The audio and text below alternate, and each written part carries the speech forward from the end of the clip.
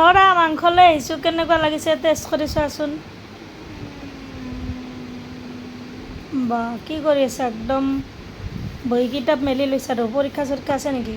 আজি নতুন কেৰাহী যাত্ৰা কৰোঁ আৰু বনাবৰ কাৰণে মাংস বনাম। নতুন কেৰাহীত কেনেকুৱা নহয় মাংস বনাই।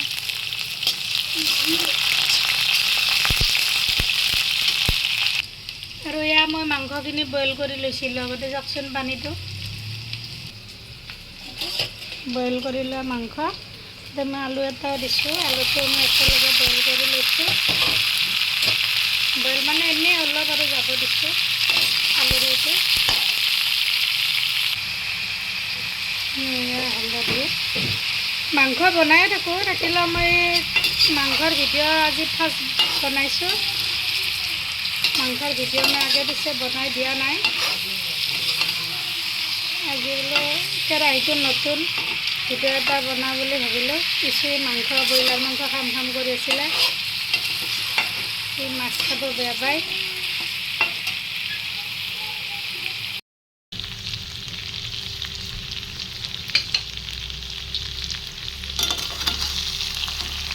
এয়া জিৰা গুড়ি দিলোঁ অলপ,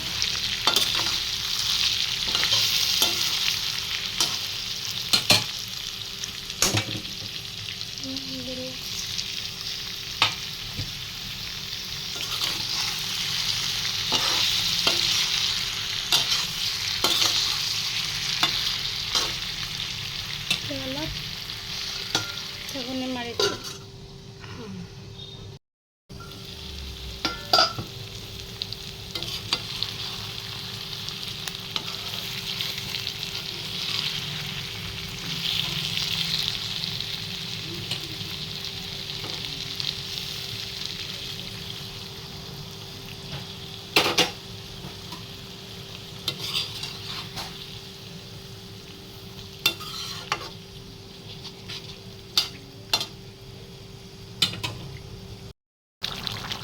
অলপ গৰম